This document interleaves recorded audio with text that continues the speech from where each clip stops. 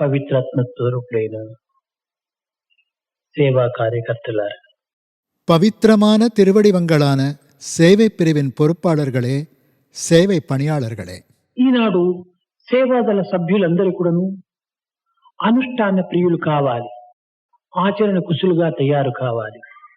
இன்று சேவாதள தொண்டர்கள் அனைவரும் கடைப்பிடிப்பதை விரும்புவோராகவும் கடைப்பிடிப்போராகவும் விளங்க வேண்டும்.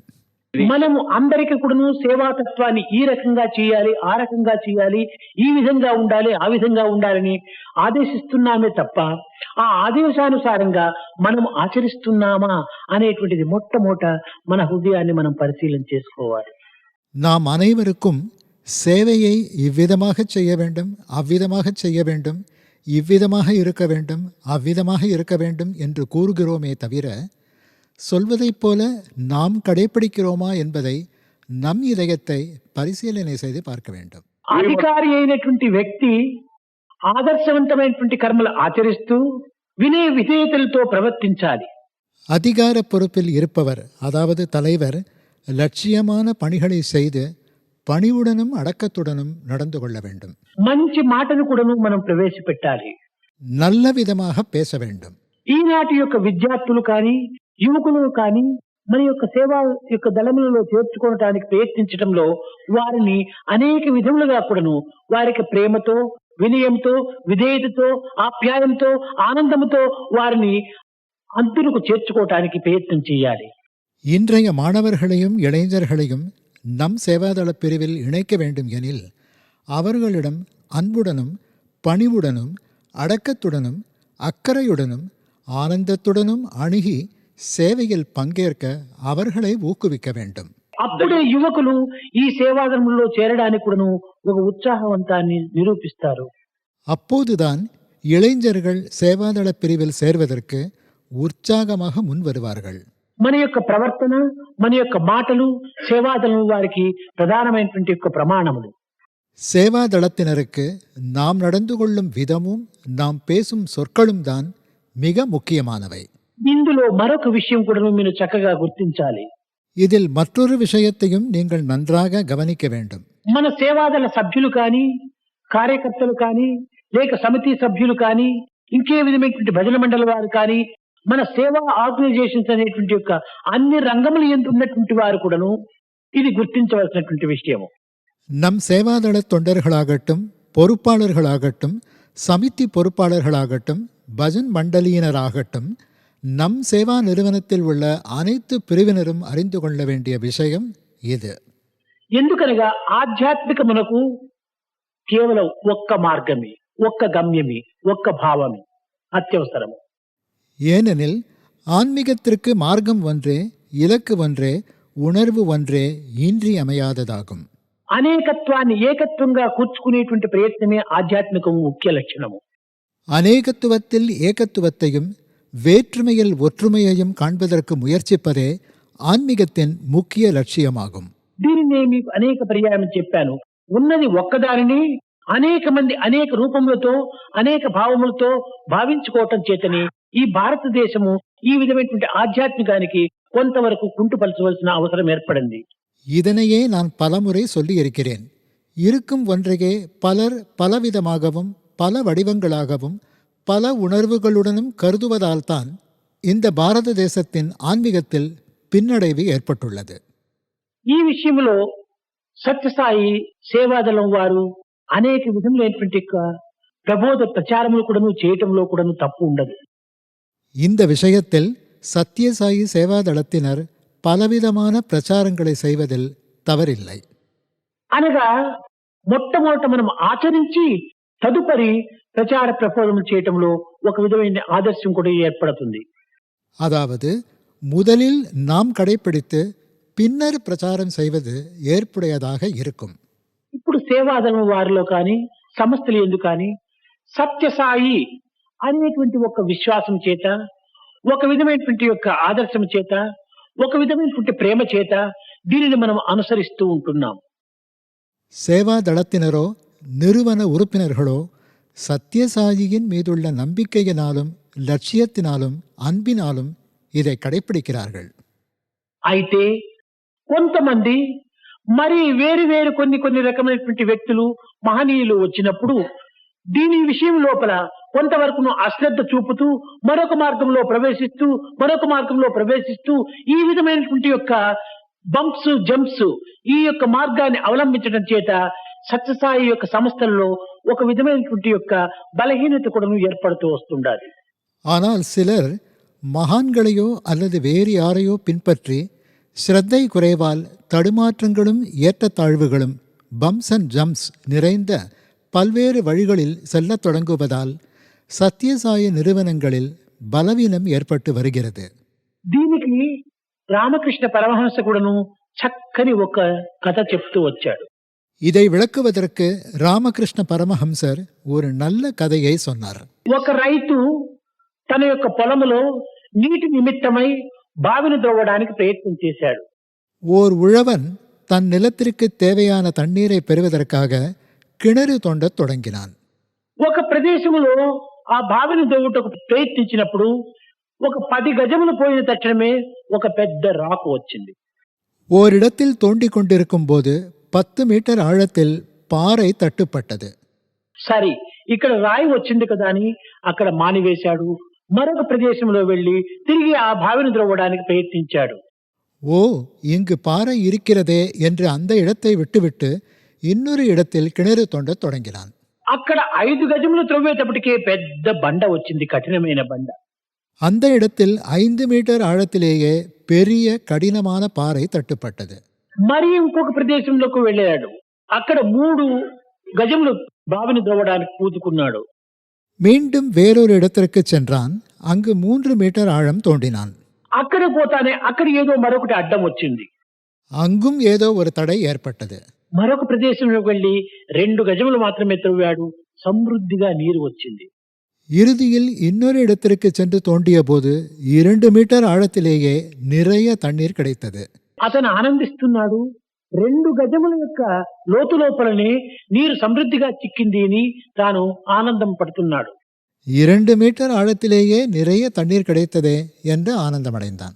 కానీ 2 గజములలో నీరు చిక్కినటువంటి యొక్క ఆనందం మాత్రమే అతనికి అనేక ఉత్సాహాన్ని ప్రోత్సాహాన్ని అందించింది. కానీ ఈ భూమి ఇంతవరకు పాడు చేసుకున్నటువంటి గుంతలుగా తయారైనటువంటి యొక్క ఈ నష్టాన్ని తాను గుర్తించలేదు. ஆனால் 2 மீட்டர் ஆழத்திலேயே நிறைய தண்ணீர் கிடைத்து விட்டது என்று மிகுந்த உற்சாகமும் ஆனந்தமும் அடைந்தானே தவிர இந்த நிலம் குண்டும் குழியுமாக பாழாகி நஷ்டமடைந்ததை அவன் உணரவில்லை. ఇక్కడ 10, అక్కడ 5, అక్కడ 3, ఇక్కడ 2, 20 గజాలు ఒకే దగ్గర తూకింటే ఎందుకు నీరు వచ్చిండదు? இங்கு 10 மீட்டர், அங்கு 5 மீட்டர், வேறொரு இடத்தில் 3 மீட்டர், இன்னொரு இடத்தில் 2 மீட்டர் என்று பல இடங்களில் தோண்டுவதற்கு பதிலாக ஒரே இடத்தில் 20 மீட்டர் ஆழம் தோண்டியிருந்தால் தண்ணீர் கிடைத்திருக்காதா? అదే విధంగానే కొన్ని దినములు సాయిబాబా, మరికొన్ని దినములు ఇంకొక బాబా, మరికొన్ని దినములు ఇంకొక బాబా, ఈ విధంగా ఒకరిపైన ఒకరు జంప్స్ బంప్స్ వేసుకుంటూ పోతుంటే మన జీవితము, మన హృదయం అనేటువంటి క్షేత్రం లోపల ఎంత గాయములు జరుగుతున్నావో, ఎంత నిరాశకు గురి అయిపోతున్నావో, ఎంత నిరుత్సాహములకు గురి అయిపోతున్నావో, మన కాలాన్ని, మన యొక్క హృదయాన్ని ఎంత వ్యర్థం గావిస్తుంటున్నామో ఇది మీరు గుర్తించుకోలేకపోతున్నారు. அதே போல சில நாட்கள் சாயிபாபாவையும் வேறு சில நாட்கள் மற்றொரு பாபாவையும் இன்னும் சில நாட்கள் வேறொருவரையும் நாடி இவ்வாறு அடிக்கடி மாறிக்கொண்டே இருப்பதால் நம் வாழ்க்கையிலும் நம் இதயம் என்னும் க்ஷேத்திரத்திலும் எத்தனை காயங்கள் ஏற்படுகின்றன, எவ்வளவு ஏமாற்றங்களுக்கும் நிராசைகளுக்கும் ஆளாகிறோம், எவ்வளவு உற்சாகத்தை இழக்கிறோம், நம் காலத்தையும் இதயத்தையும் எவ்வளவு வீணடிக்கிறோம் என்பதை உணராமல் போகிறோம். కనుకనే అనేక మంది సేవాదళం సభ్యుల లోపల కూడాను కొంతమంది స్వామి నా యొక్క దీంట్లో ప్రవేశించాడని, లేక స్వామి యొక్క ఆజ్ఞ చేతనే నేను జరుపుతున్నానని కొన్ని రకములైనటువంటి విచిత్రములు చేసేటప్పటికీ మన సేవాదళం సభ్యులే వారిని మరింత ప్రోత్సాహపరుస్తూ ఆ విధమైన మార్గాన్ని అనుసరిస్తూ వస్తున్నారు. சேவாதள தொண்டர்கள் சிலர் சுவாமி என்னுள் பிரவேசித்து விட்டார், சுவாமியின் கட்டளைப்படியே நான் செய்கிறேன் என்று கூறிக்கொண்டு இவ்வாறான விசித்திரமான செயல்களை செய்யும்போது நம்முடைய சேவாதள தொண்டர்களே அவர்களை உற்சாகப்படுத்தியும் ஊக்கப்படுத்தியும் வருவதோடு மட்டுமல்லாமல் அவர்களை பின்பற்றியும் வருகின்றனர். నిజముగా ప్రత్యక్షమైనటువంటి స్వామియే నీకు ఉంటుండగా ఈ డూప్లికేట్ స్వాముల దగ్గరంతా నీకు పోవాల్సిన అవసరం ఏమిటి? உண்மையில் கண்கண்ட தெய்வமான உன் சுவாமியே இருக்கும்போது இந்த டூப்ளிகேட் சுவாமிகளிடம் போக வேண்டிய அவசியம் என்ன? కనుకని ఈ విధమైనటువంటి దీంట్లో కూడాను సంస్థల వారు కొన్ని రకమైనటువంటి అయోమయ స్థితి లోపల అవస్థలకు పాలవుతున్నారు. இவ்வாறாக நிறுவனத்தினர் இப்படிப்பட்ட குழப்பத்தில் சிக்கிக்கொண்டு அவஸ்தைப்படுகின்றனர். మనం ఒక్క మనసుతో ఉంటుండాలి. రెండు మూడు మనసులు మనం పెట్టుకోకూడదు. ఒక్క మనసుతో ఉంటుండే మనం ఇన్ని అవస్థలకు గురి అయిపోతున్నాం. ఇన్ని అనేక మనసులు మనం అభివృద్ధి గావించుకుంటే ఇంక ఎన్ని అవస్థలకు గురి అయిపోతామో చెప్పుటకు వీలు కాదు. நாம் ஒரே ஒரு மனதை கொண்டிருக்க வேண்டும், 2-3 மனங்களை கொண்டிருக்கக்கூடாது. ஒரு மனம் இருக்கும்போதே நாம் இத்தனை அவஸ்தைகளுக்கு ஆளாகிறோம். ஆனால் பல மனங்களை கொண்டிருந்தால் இனி எத்தனை அவஸ்தைகளுக்கு ஆளாவோமோ என்பதை சொல்ல முடியாது. ఒకనాడు అనంతపురం లోపల వేరే కాలేజీ లోపల స్పోర్ట్స్ అని పెట్టి దానికి స్వామిని బహుమతులు అందించమని చెప్పారు. ஒருமுறை அனந்தபுரத்தில் உள்ள ஒரு கல்லூரியில் விளையாட்டு விழா நடைபெற்றது. அதற்கு சுவாமியை அழைத்து வெகுமதிகளை வழங்குமாறு வேண்டினர். అప్పుడు నేను చెప్పాను, అయ్యా ఉన్న ఒక మతితోనే అవస్థలు పడిపోతున్నారు, ఇంకా బహుమతులు నేను ప్రసాదించడం అనేటువంటిది నేను దీంట్లో నేను పాల్గొన్ను అన్నాను. அப்போது நான், ஐயா, இருக்கும் ஒரு மதியினாலேயே, அதாவது ஒரு மனதினாலேயே அவஸ்தைப்படுகின்றனர். இனி பகுமதிகளை, பல மனங்களை வழங்குவதற்கு நான் முன் வரமாட்டேன் என்று சொன்னேன். కనుక మనము ఏక మనస్సుకు ఈ ఏక మనస్సుతో మనము ఏకారాధన చేసి ఏకాత్మ స్వరూపుడైనటువంటి యొక్క దైవత్వాన్ని పొందడానికి ప్రయత్నం చేయాలి. కానీ అనేక మనసులుగా మనం మార్చుకోవటానికి ఇది ఏమాత్రం కూడా మనం పూనుకోకూడదు. ஆகவே நாம் ஒருமுகமாக ஒரே மனதுடன் ஆராதனை செய்து ஏகாத்ம ரூபனான தெய்வத்தை அடைவதற்கு முயற்சிக்க வேண்டுமே தவிர பல மனங்களை கொண்டிருப்பதற்கு முயற்சிக்க கூடாது. ఏదో పిచ్చి గడ్డి పండించాలంటే దానిని దున్ననక్కర్లేదు, దుక్కు చేయనక్కర్లేదు, నీరు పెట్టనక్కర్లేదు. కానీ మంచి పంట పండించాలంటే దీనికి అనేక విధమైనటువంటి కలుపులు, దున్ని దుక్కు చేసి ఎరువులు, నీరు సకాలంలో దానికి తగినటువంటి పోషణలు అన్ని కూడా చేయాలి. ஏதோ புல்லை விளைவிப்பதற்கு நாம் நிலத்தை உழுது பண்படுத்தி நீர் பாய்ச்ச வேண்டியதில்லை. ஆனால் நல்ல பயிரினை விளைவிக்க வேண்டுமானால் நிலத்தை நன்கு உழுது பண்படுத்தி சரியான காலத்தில் நீர் பாய்ச்சி எருவிட்டு மேலும் பல பணிகளை மேற்கொள்ள வேண்டும். కనుక అనేకత్వాన్ని మనం ప్రయత్నం చేసుకోవటానికి ఏ విధమైన సాధనలు అవసరం లేదు. அநேகத்துவத்தையும் வேற்றுமைகளையும் கொண்டிருப்பதற்கு நாம் எவ்வித ஆன்மீக சாதனைகளையும் செய்ய வேண்டியதில்லை. కానీ ఏకత్వాన్ని అభివృద్ధి పరచుకోవటానికి ఈయనకి అనేక ప్రయత్నములు చేయాలి. ஆனால் ஏகத்துவ உணர்வை வளர்த்துக் கொள்வதற்கு பல முயற்சிகளை மேற்கொள்ள வேண்டும். దీనినే సాధన అని, దీనినే తాపమని, దీనినే ప్రపత్తి అని అనేక విధములుగా చెప్తూ వచ్చారు. இதனையே சாதனை என்றும் தாபம் என்றும் பிரபத்தி என்றும் பலவிதமாக அழைக்கின்றனர். ఈ విధమైనటువంటి ఏకత్వానికి మనం పోయేటువంటి ప్రయత్నం లోపల సేవ ప్రధానమైనటువంటి యొక్క మార్గము. இவ்விதமாக ஏகத்துவத்தை உணர்வதற்கான முயற்சியை மேற்கொள்ள விழையும் போது சேவை என்பதொரு முக்கியமான பாதையாகும். ఈనాడు సేవాదళ సభ్యులందరూ కూడా వర్క్ ఈజ్ వర్షిప్. కనుక మొట్టమొదట దేహంతో వర్క్ చేయాలి, మనసుతో వర్షిప్ చేయాలి, హృదయంతో విజ్డంలో చేరిపోవాలి. சேவாதளத்தினர் அனைவரும் ஒர்க் இஸ் வர்ஷிப் என்பதை அறிந்து கொள்ள வேண்டும். முதலில் தேகத்தினால் ஒர்க் பணி செய்ய வேண்டும், மனதால் வர்ஷிப் ஆராதனை செய்ய வேண்டும், இதயத்தால் விஸ்டம் ஞானத்தை பெற வேண்டும். ఈ విధంగా దేహంతో పని చేస్తూ, మనసుతో భగవత్ చింతన చేస్తూ, హృదయంతో ఆనందాల్లో లీనం కావాలి. இவ்விதமாக தேகத்தினால் பணி செய்து கொண்டு, மனதினால் பகவத் சிந்தனையை செய்து கொண்டு, இதயத்தால் ஆனந்தத்தில் திளைக்க வேண்டும். అయితే వర్క్ చేయకుండా వర్షిప్ అనేటువంటిది మాత్రం చేరడానికి వీలు కాదు. ஆனால் ஒர்க் மட்டும் செய்யாமல் வர்ஷிப் செய்வது முடியாது. వర్క్ ఒక ఫ్లవర్ వంటి. ஒர்க் என்பது மலரை போன்றது. ఈ ఫ్లవర్ ను మనం డెవలప్ చేసుకుంటూ ప్రొటెక్షన్ చేసుకుంటూ పోతే క్రమక్రమేణా ఆ ఫ్లవర్ లో ఉన్నటువంటి రేఖలు రాలిపోయి క్రమక్రమేణా ఒక పిందె అనేటువంటి ఒక ఇదిగా తయారవుతుంది, కాయగా తయారవుతుంది. அந்த மலரை நாம் நன்கு வளர்த்து பாதுகாத்து கொண்டு போனால் படிப்படியாக அதன் இதழ்கள் உதிர்ந்து இறுதியில் அது பிஞ்சாகி காயாக மாறுகிறது. ఈ ఫ్రూట్ ను కూడా మనం అభివృద్ధి చేసుకుంటూ పోతే అదే ఒక విధమైనటువంటి పెద్ద ఫలంగా తయారవుతుంది, కాయనే ఫలంగా అవుతుంది. அந்த காயையும் நாம் நன்கு வளர்த்து கொண்டு சென்றால் பெரிய பழமாக தயாராகிறது. ఇక్కడ ఫ్లవర్, కాయ, ఫలము, ఈ మూడు కూడాను ఫ్లవర్ లేకుండా కాయ కాలేదు, కాయ లేకుండా పండు కాదు. இங்கு மலர் காய் பழம் இம்மூன்றும் ஒன்றோடொன்று தொடர்புடையவை. மலரின்றி காய் இல்லை, காயின்றி பழம் இல்லை. కనుకనే వర్క్ ఫ్లవర్, ஆகவே ஒர்க் என்பது மலர், వర్షిప్ కాయి, வர்ஷிப் என்பது காய், విజ్డమే ఫ్రూట్.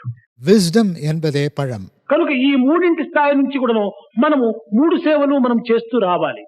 ஆக இம்மூன்று நிலைகளிலும் நாம் மூன்று விதமான பணிகளை மேற்கொள்ள வேண்டும். సమాజ సేవ, சமூக சேவை, వ్యక్తిగత సాధన, தனிப்பட்ட சாதனை, విశ్వ ప్రేమ, உலகளாவிய பிரேமை. ఈ మూడింటి ద్వారా మన సత్యసాయి సంస్థలను చాలా విరివిగా పెంచుకుంటూ పోవాలి. இம்மூன்றின் வாயிலாக நம் சத்யசாய நிறுவனத்தை மேலும் விரிவுபடுத்த வேண்டும். ఇతరులను ఉద్ధరించాలనుకున్నప్పుడు, ఇతరులకు సహాయం కావాలనుకున్నప్పుడు, ఇతరుల యొక్క దుఃఖమును ఒక నివారణ చేయాలనుకున్నప్పుడు కొంతవరకు మనం కర్మ మార్గంలోనే ప్రవేశించాలి. மற்றவர்களை மேம்படுத்த வேண்டும், மற்றவர்களுக்கு உதவ வேண்டும், மற்றவர்களின் துக்கத்திற்கு தீர்வு காண வேண்டும் என்றால் நாம் கர்ம మార్గத்திலேயே செல்ல வேண்டும். అదే విధంగానే కష్టజీవులను మనం ఉద్ధరించాలనుకున్నప్పుడు మనం కష్టంలోనే దిగాలి. அதேபோல் கஷ்டப்படுவோருக்கு நாம் உதவ வேண்டுமானால் நாமும் கஷ்டப்படுவதற்கு தயாராக இருக்க வேண்டும். కనుక మొట్టమొదట మనము ఈ వర్క్ మార్గంలో మనం ప్రవేశించి ఆ వర్క్ ద్వారా మనము పవిత్రం గావించాలి. ஆகவே முதலில் ஒர்க் பாதையில் நாம் ஈடுபட வேண்டும். அந்த ஒர்க்கின் வாயிலாக நாம் புனிதமாக வேண்டும்.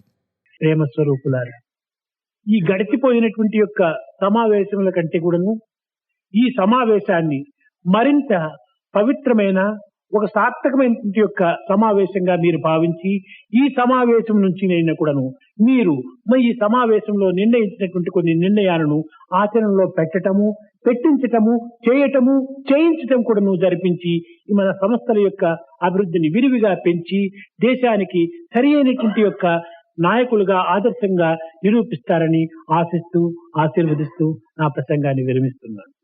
பிரேமியின் திருவடிவங்களே, இப்போது நடந்து முடிந்த மாநாட்டை புனிதமான பயனுள்ள மாநாடாக பாவித்து இம்மாநாட்டில் நிறைவேற்றிய தீர்மானங்களை நீங்கள் கடைப்பிடித்து மற்றவர்களையும் கடைப்பிடிக்கச் செய்து நம் நிறுவனத்தின் வளர்ச்சியை மேலும் பெருக்கி தேசத்திற்கு சரியான லட்சிய தலைவர்களாக திகழ வேண்டும் என விரும்பி ஆசீர்வதித்து என் அருளுரையை நிறைவு செய்கிறேன். गोविंद गोपाल प्रभु गिरिधारी,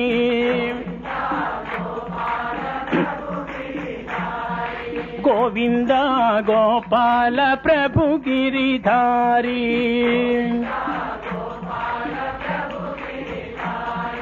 गोविंद गोपाल हृदय विहारी,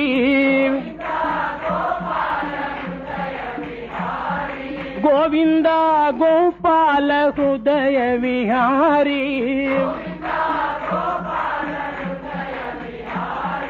गोविंद गोपाल प्रभु गिरिधारी, नंद किशोरा नवनीत चोरा, नंद किशोरा नवनीत चोरा, हृदय विहारा बड़ा चित चोरा, हृदय विहारा बड़ा चित चोरा, गोविंद गोपाल प्रभु गिरिधारी, गोविंद गोविंद गोपाल प्रभु गिरिधारी, गोविंद गोपाल हृदय विहारी, गोविंद गोपाल प्रभु गिरिधारी.